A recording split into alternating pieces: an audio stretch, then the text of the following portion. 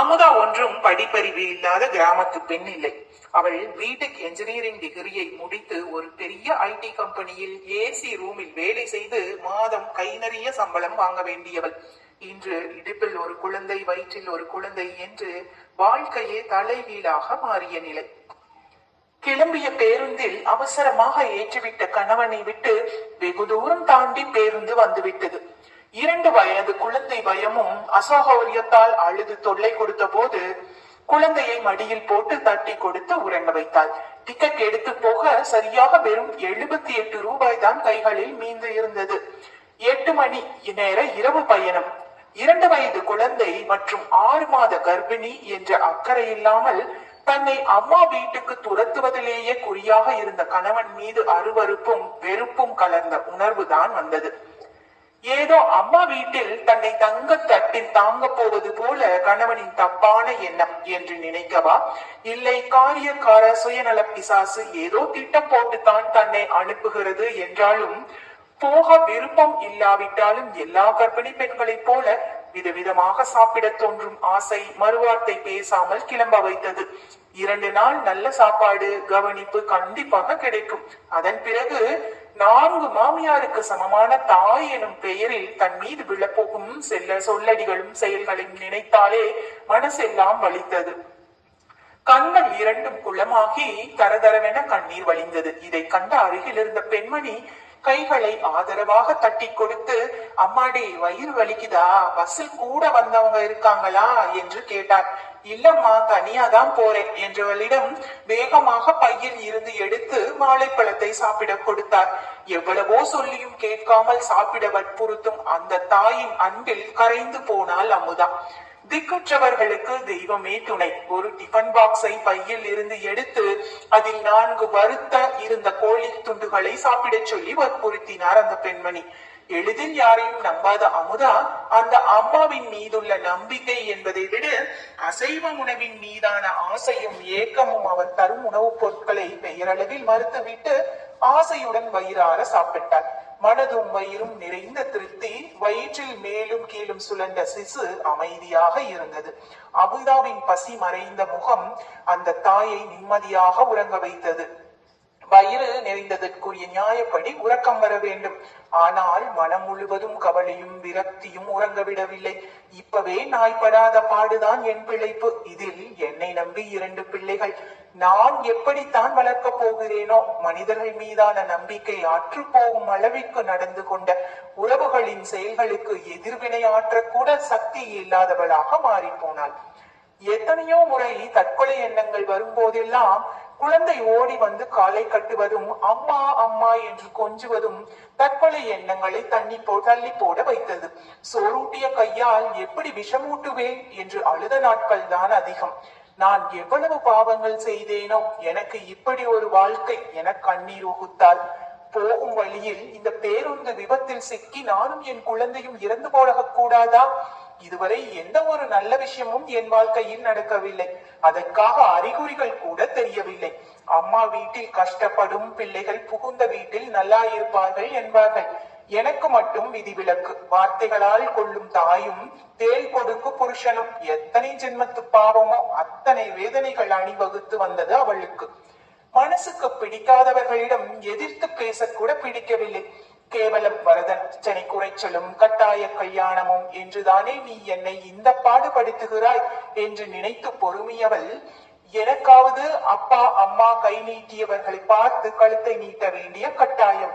உங்களுக்கு அந்த பிரச்சனை இல்லைதானே? விருப்பம் போல மனசுக்கு பிடித்த பெண்ணை கல்யாணம் பண்ணி இருக்கலாமே என்று கேட்டவளுக்கு பதில் சொல்ல முடியாமல் அவள் மீது குற்றம் சாட்டி பேசியவனை பார்த்து, ஒரு பொண்ணு ஆசைப்பட்டு கல்யாணம் பண்ணி இருக்கணும், இல்ல கல்யாணத்துக்கு அப்புறமாவது பிரியம் வந்திருக்கணும். இது 2மே நமக்குள்ள இல்ல. ஊரறிய கல்யாணம், அந்தஸ்தை உயர்த்திக்க பணம், மத்ததுக்கெல்லாம் உங்க ஒழுக்கம் கெட்ட பிழைப்பு இருக்கு. நான் இந்த வீட்டுல இருக்கிற கட்டில் பீரோ மாதிரி நானும் பொருள் தானே.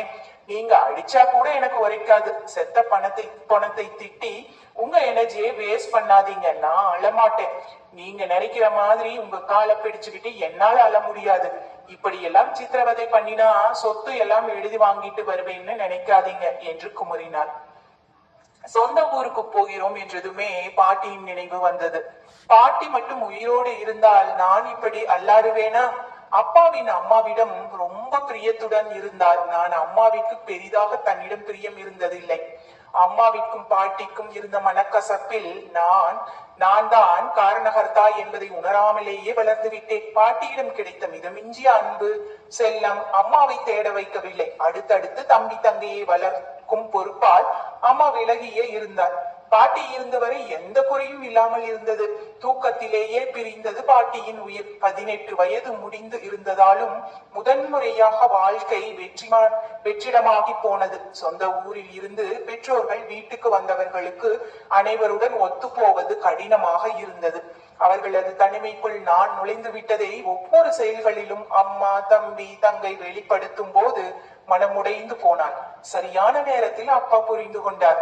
அவரது ஆதரவும் அன்பின் வெயிலில் அலைந்தவனுக்கு தாகத்திற்கு கிடைத்த நீர் போல இருந்தது. கல்லூரி படிப்பு விடுதியில் தங்கி படிக்குமாறு அப்பா ஏற்பாடு செய்ததற்கு அப்பாவிற்கு மனதிலே கோவில் கட்டினாள். குடும்பத்தினரின் வித்தியாசமான நடவடிக்கைகள் தாங்காமல் அழுகும் போது, உங்க அம்மாவுக்கு பாட்டி மேல உள்ள வெறுப்பு எங்க அம்மா வளர்த்த பிள்ளைன்னு உண்மையில வந்துருச்சு. பார்க்க வேறு எங்க அம்மா சாயல்ல இருக்க நீ என்றவாறு மகளின் தலையில் தடவி கொடுத்தவாறு, பெரியவங்க பிரச்சனை மனசுக்குள்ள கொண்டு போக கூடாது, சரியா?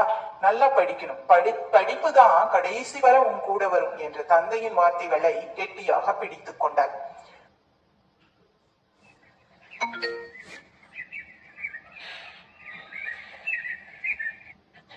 பொறியியல் இளங்கலை பட்ட படிப்பை திறன்பட படித்து முடித்தவளுக்கு இந்த மகிழ்ச்சியை பாட்டியுடன் பகிர இயலாதவளால் சொல்லுனா துயரம். ஒரு பக்கமும் இனி தன் வாழ்வில் எல்லாம் சுகமே என்ற நினைவும் உற்சாகத்துடன் வலம் வர வைத்தது. இப்போதெல்லாம் தம்பி தங்கையுடன் பெரிசாக பிரச்சனை வருவதில்லை. ஓரளவிற்கு புரிதல் மலர்ந்திருந்தது.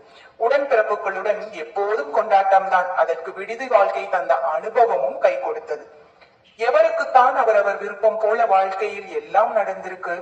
99 நிராசைகளுக்கு பிறகு ஒரு ஆசை நிறைவேறும். அதனைத்தான் மனித பிறவியும் கொண்டாடி கழிக்கிறது. அமுதா மட்டும் விதிவிலக்கா என்ன? செப்பமிட்ட பாதையில் செம்மையான வாழ்க்கை அமைவதற்கு வேலைக்கு சென்று முதல் மாத சம்பளம் வாங்க காத்திருந்தவளுக்கு ஊரிலிருந்து வந்த அலைபேசி அழைப்பு அமுதாவின் சந்தோஷங்களை எல்லாம் குழி தோண்டி புதைத்து விட்டது. உறவினர் ஒருவர் மூலம் வந்த வரன் என்று பெண் பார்க்கும் படலம். நிச்சயதார்த்தம் ஒரே மாதத்தில் திருமணம் முடிந்து வந்த பிறகுதான் தெரியும் மகனின் காதலுக்கு சமாதி கட்டி தன்னை மருமகளாக்கிய விஷயம். கணவனின் ஏமாற்றம், இயலாமை, ஆத்திரம் என அத்தனைக்கும் வடிகால் அமுதா என்ற போது இடிந்து போனான். திருமண பந்தத்தில் வைத்து அம்மாவுடன் நடந்த ஏதோ ஒரு உரையாடலை மனதில் வைத்துக் கொண்டு பழிவாங்கும் மாமியார். போக போக அமுதாவின் கண்ணீரும் பயமும் மருண்ட விழிகள் பெண் பிள்ளை இல்லாத மாமியாருக்கு மனமுறுத்தவே முழு அன்புடன் அமுதாவை மகளாக ஏற்றுக்கொண்டார். அரசல் புரசலாக மகன் அமுதாவுடன் சுகமாக இல்லை என்பதை உணர்ந்து தன்னால் இயன்ற போதெல்லாம் மகனுக்கு புத்திமதி கூறினாள். மகனின் எடுத்தெறிந்த பேச்சுக்கள் மனதை வருத்தினாலும் என்றாவது ஒரு நாள் இந்த காதல் திருமணம் வரை போகாமல் இருந்ததற்கு சந்தோஷப்படுவேன் மணி என்று மனதிற்குள் சொல்லிக் கொண்டார் அமுதாவின் மாமியார். இந்த உறவு சிக்கலில் இருந்து வெளியேறும் எண்ணத்தில் வெளி மாவட்டத்திற்கு பணிமாறுதல் வாங்கியதில் மணியின் மனம் கொண்டாட்டத்தில் துள்ளியது. அம்மாவின் பலத்த எதிர்ப்பை எதிர்பார்க்கவில்லை. இவர்கள் இருவரது காரசாரமான விவாதத்தில் கலக்கமடைந்து போனால் அமுதா. தனக்கு இருக்கும் ஒரே ஆறுதல் மாமியார் தான். மாமியாரை விட்டுவிட்டு இந்த மனிதரை நம்பி தெரியாத ஊருக்கு போக விருப்பமில்லை அமுதாவிற்கு. மாமியாரிடம் எவ்வளவோ கெஞ்சி பார்த்தவளுக்கு மாமியாரின் ஏச்சுக்கள் தான் பரிசாக கிடைத்தது. மாமியாரின் கோபம், ஆத்திரம், திட்டுக்கள் அத்தனைக்கு பின்பும் தன்னுடைய எதிர்காலத்தை பற்றிய கவலைகள் தான் பிரதானம் என்பது புரிந்ததால் மாமியார் மீது மரியாதையும் அன்பும் தான் கூடியது அமுதாவிற்கு. புது இடம் மாறுதல் தரும் என்ற நம்பிக்கையில் வாழ்வை ஆரம்பித்தவளுக்கு பெரிய ஏமாற்றம் தான் மிஞ்சியது. 15 நாட்களுக்கு ஒரு முறை மாமியாரை பார்க்க செல்வது மட்டுமே திருமண வாழ்க்கையின் சந்தோஷமாக இருந்தது என்பது ஒரு ஆறுதல். ஆகாத மனைவி என்றாலும் ஊர்வாயில் விழ வைக்காமல் திருமணம் முடிந்த 5ஆம் மாதத்திலே கர்ப்பம் தரிக்க வைத்தது மட்டும் இந்த பொருந்தா திருமணத்தின் வெற்றி. சில நேரங்களில் அமுதாவிற்கு தன் மீது அவமானமும் சுய விரக்தியும் தன்னிறக்கமும் என்று கவலையாக உணர்வுகள் தோன்றி மனதை குழப்பும். கணவன் மனைவி இருவருக்கும் இடையே இருக்க வேண்டிய அந்யோன்யம் இல்லாவிட்டால் கூட பரவாயில்லை, சக மனுஷி என்ற கரிசனமோ தோழமையோ இல்லாத இந்த உறவு தேவையா? இதில் என்னை நம்பி ஒரு ஜீவன் வேறு. சலிப்பும் அழுப்புமாக நாட்கள் ஓடியது. பிரசவத்தை மாமியார் பிடிவாதமாக தன் வீட்டில் வைத்துக் கொண்டதோடு இல்லாமல் தாயை போல அன்புடன் அமுதாவை கவனித்துக் கொண்டார். இதில் அம்மாவுக்கு மிகுந்த வருத்தம், அப்பாவுக்கு ஒரு பெரிய நிம்மதி. எங்க அம்மாதான் உனக்கு மாமியாரா வந்திருக்காங்கம்மா என்றார். குழந்தை பிறப்பை இரண்டு குடும்பமும் கொண்டாடியது. அம்மா வீட்டுக்கும் மாமியார் வீட்டுக்கும் மாறி மாறி செல்வதிலே பரபரப்பாகி போனாள். குழந்தையை கண்ட மணி பழைய முசுறுத்தனம் குறைந்து ஓரளவு மாறித்தான் இருந்தான். திருமண வாழ்க்கை மீது லேசான நம்பிக்கை பிறந்திருந்தது. 25 வயதிலேயே எதையும் தாங்கும் இதயம் வந்து விட்டதோ என்று பல நேரங்களில் எண்ணுவதுண்டு. நிம்மதியாக 2 மாதங்கள் கழிந்தது. கடவுளுக்கே பொறுக்கவில்லை போல என நினைக்கும் அளவிற்கு புதிதாக பிரச்சனைகள் முளைத்தது. அமுதாவின் மாமியார் உறவுகளுடன் வாஞ்சையுடன் பழகும் இயல்புடையவர் என்பதால் அமுதாவின் மாமியாருக்கு தர்ம சங்கடமான சூழ்நிலை ஏற்பட்டது. கடந்த ஆண்டு இறந்து போன பெரிய மாமியாரின் மகள் 6 வருடங்களுக்கு பிறகு செயற்கை முறையில் கர்ப்பம் அடைந்துள்ளார். அதுவும் 3 குழந்தைகள் என்பதால் உதவிக்கு ஒருவர் கட்டாயம் தேவை எனும் போது அமுதாவின் மாமியாரை தான் எதிர்பார்த்தார்கள். பெண் பிள்ளை இல்லாதவர்கள் அக்கா மகளை தன் மகள் போல் வளர்த்தவளுக்கு என்ன செய்வது என்றே புரியவில்லை. ஒரே நேரத்தில் 2 பிள்ளைகள் தன் காலடியில் மண்டியிட்டு இருப்பது போல் உணர்ந்தார். வளர்த்த பிள்ளையை பார்ப்பேனா, வாழ வந்த பிள்ளையை பார்ப்பேனா என்று குழம்பியவளுக்கு தைரியம் சொல்லி வெளிநாட்டுக்கு அனுப்பி வைத்தாள் அமுதா. இந்த பிரிவில் தான் இருவரும் எவ்வளவு தூரம் நேசம் வைத்துள்ளார்கள் என்பதை அந்த 2 பெண்களும் உணர்ந்தார்கள். மகனிடம் திரும்ப திரும்ப தங்கமான பிள்ளை, அவளை சங்கடப்படுத்தாதே, உன் கோபம் வெறுப்பு எல்லாம் என்னிடம் காட்டு என்று பலவிதமான அறிவுரைகள் மன்றாடல்களுடன் மனசே இல்லாமல் விமான பயணத்தை தொடர்ந்தார் அமுதாவின் மாமியார். 5 மாதங்கள் வரை அம்மா வீட்டில் இருந்துவிட்டு பிறகு கணவனிடம் செல்ல ஆலோசனை செய்து முடிவு எடுத்தனர். குடும்ப பெரியவர்கள். ஒரே ஒரு ஆறுதலாக இருந்த மாமியார் இல்லாதது மனமுடிந்தது போல அம்மா வீட்டுக்கு சென்றவளை உடன்பிறப்புகள் கேலி செய்தது. சின்ன சின்ன உரசல்கள். அம்மாவுடன் வந்தாலும் குழந்தையின் சிரிப்பு இவளுக்கு ஆறுதலும் அம்மாவுக்கு மனமாற்றத்தையும் தந்தது. தினசரி மாமியாரிடம் இருந்து அலைபேசி அழைப்பும் வாரம் ஒரு முறை வந்து சென்ற கணவரும் என 3 மாதம் அமைதியாக முடிந்தது. வினை உறவுகள் வழியாகத்தானே எப்போதும் வரும். இதில் அமுதாவுக்கு மட்டும் என்ன சிறப்பு சலுகை? கணவரின் உறவு குடும்பம் குழந்தையை பார்க்க வந்தார்கள். மிகுந்த அலட்டலும் ஆணவமும் இலக்கார சிரிப்புகளும் அமுதாவுக்கே பிடிக்கவில்லை. முதல் 2 நாட்கள் குடும்பத்தினர் அனைவரும் பொறுமையின் சிகரங்களாக அவர்களது அனாவசிய பேச்சுக்களையும் நடத்தைகளையும் சகித்துக் கொண்டார்கள். இதில் உத்தமராசாதான் கணவரின் அதற்குரியவர், அன்பிற்குரியவர் என்று அவர் பெருமிதத்தோடு பகிரும் போது அமுதா மனதிற்குள் நினைத்துக் கொண்டார். மனுஷங்களோடவே பழக தெரியாத ஜென்மம் போல என்று கணவரை திட்டிக் கொண்டிருந்தார். 3வது நாள் சின்ன வாக்குவாதம் முற்றி வார்த்தைகள் தடித்து விட்டது. அமுதாவிற்கு என்ன பேசுவது என்றே தெரியவில்லை. அம்மாவின் பக்கமா அத்தனை நியாயங்கள் இருந்தும் இந்த சம்பவத்தை கேள்விப்பட்டால் கணவனது எதிர்வினை எப்படி இருக்குமோ என்று பயந்து உறைந்து போனார். 10 நிமிடத்தில் வீட்டை விட்டு காலி செய்தது அந்த கும்பல். அம்மாவிற்கு ஆதரவாக பேசவில்லை என்ற அம்மாவுக்கு அமுதா மீது கோபமும் ஆற்றாமையும் பொங்கியது.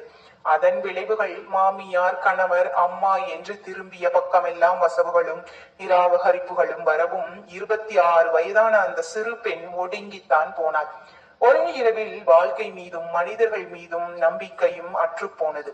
அம்மாவின் குத்தல் பேச்சுக்கள் தந்த வழி இன்று வரை ஆறவில்லை.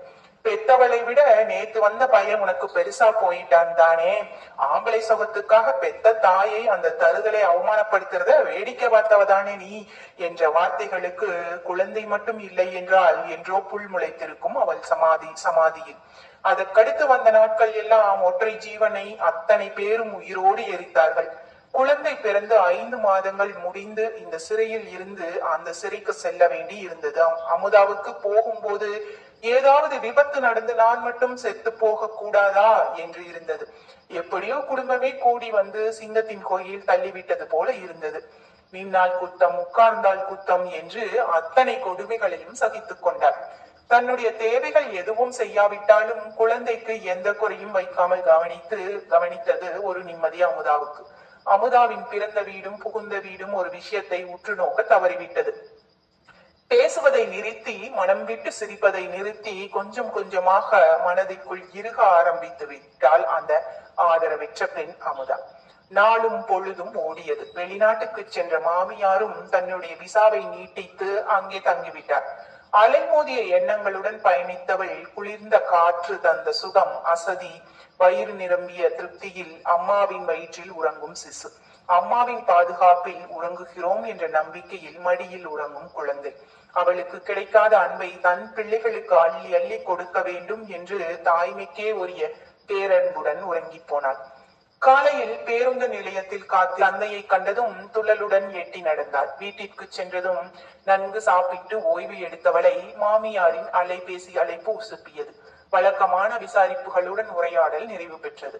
பயந்த அளவிற்கு அம்மாவின் நடவடிக்கைகள் மோசம் இல்லை. என்ன விஷயம் இந்த நேரத்தில் அனுப்பி வச்சிருக்கார் என்று கேட்ட தாயிடம் எந்த காரணத்தை சொல்ல என்று தெரியாமல் ஏதோ ஒரு சாக்கு சொல்லி சமாளித்தாள். அவளது பதிலில் திருப்தி அடையாத அமுதாவின் அம்மா, இரண்டாவது டெலிவரி செலவு அவங்க வீட்டு செலவு, இங்க பணம் கொட்டி கிடக்கல, நீ சம்பாதிச்சு தந்த பணமும் பீரோவில் எண்ண முடியாம இருக்கு. இதே ரீதியில் பொரிந்து தள்ளிய அம்மாவின் பேச்சுக்களுக்கு கண்ணீர் வழிந்தது. இரண்டு வீட்டுக்கும் உதைபந்து ஆகி போனாள். அழுகை வந்ததே ஒழிய தைரியம் வரவில்லை. மகளின் அழகான சிரிப்பொலியில் அன்றைய தினம் விடிந்தது. வழக்கம் போல தன்னால் இயன்ற வேலைகளை செய்து கொடுத்தாள் அமுதா. அம்மாவின் குத்தல் பேச்சுக்கள் தாங்க முடியாமல் மனதில் வெம்பி போய் கண்ணீர் உகுத்தாள். ஒரு வாரமாகியும் கணவர் வீட்டுக்கு கிளம்பாததால் வேண்டாத விருந்தாளியாகி போனாள். அமுதாவையும் பேத்தியையும் அமர வைத்து சாப்பாடு பரிமாறிய தாயை ஆச்சரியம் கலந்து பார்த்தாள். மட்டன் குழம்பு, சோறு எல்லாம் சேர்த்து ஆசையாக அள்ளி அள்ளி சாப்பிடும் மகளை பார்த்து தான் அந்த அன்பான வார்த்தைகளை உமிழ்ந்தார்.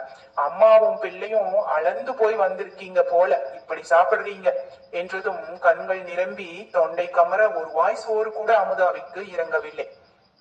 அப்படியே இலையை கொண்டு போய் குப்பையில் வீசியவளுக்கு என்ன செய்வது என்றே புரியவில்லை. குழந்தையை தூக்கி கொண்டு கோவிலுக்கு சென்றார். ரொம்ப நேரம் நாராயணின் முகத்தை பார்த்தார். ஏனோ பாட்டியின் நினைவுகள் படுத்தியது. கையில் உள்ள 70 ரூபாயை வைத்து ஊருக்கு போக முடியாது. அம்மாவிற்கு போன் செய்தாள். பாட்டி ராமேஸ்வரத்தில் இருப்பதாக வந்த தகவலில் வெறுத்து போனாள். பெரியப்பா மகன் நினைவு வந்ததும் அவன் கூட போய் பாட்டியின் சமாதியில் தலை வைத்து அழ வேண்டும், அப்பதான் இந்த மனபாரம் குறையும் என்று வேக வேகமாக ஒரு ஷேர் ஆட்டோவில் ஏறி அண்ணனின் கம்பெனிக்கு சென்றவள் வெறுத்தே போனாள். அண்ணன் குடும்பத்துடன் திருப்பதி சென்று இருப்பதாக ஆபீஸ் பியூன் சொன்ன செய்தி அதிர்ச்சியாக இருந்தது. சாப்பிட்டு 3 மணி நேரம் ஆகிவிட்டது. பசி, மயக்கம், தோளில் உறங்கும் குழந்தை, கொளுத்தும் வெயில், எல்லா முயற்சிகளும் முட்டுக்கட்டை. திரும்பவும் வீட்டுக்கு போகணும், ஊருக்கு போகணும், இந்த அன்பில்லாத மனிதர்களோடு நடமாட வேண்டும் என்ற மனபாரத்துடன் நடந்து வந்தவள் சாலையை கடக்க நின்றதுதான் நினைவில் இருந்தது. பசி மயக்கத்தில் மயங்கி விழுந்தவளை அந்த லாரி தூக்கி வீசி எறிந்தது. அவள் மனம் போலவே அவள் குழந்தைகளை தவிக்க விடாமல் தன்னுடனே அழைத்து சென்று விட்டாள். 16ஆம் நாள் காரியம், கணவர், உறவுகள், நட்புகள் அனைவரும் சூழ அமுதாவுக்கும் குழந்தைகளுக்குமான படையல் நடந்து கொண்டிருந்தது. ஒரு காகமும் இறங்கி வரவில்லை அந்த கரியும் சோற்றையும் உண்ணுவதற்கு. அமுதாவின் அம்மாவிற்கு மட்டும் ஏனோ முள் குத்துவது போல் மனதில் வலி, பயமும் துக்கமும் தாழாமல் அழுதவளை உறவுகள் தேற்றியது. காலம் முழுவதும் பிறரால் நோகடிக்கப்பட்டு வளர்ந்தவளுக்கு வழிகள் தெரியும். யாரோ சொல்ல அமுதாவின் தங்கையும் அம்மா பாட்டியும் ஒரு இலையில் வெறும் சோற்றை வைத்தார்கள். அந்த ரோசக்காரி பாசத்துடன் கும்பலாக வந்து கொத்தி தின்றபடி பறந்து சென்று விட்டாள்.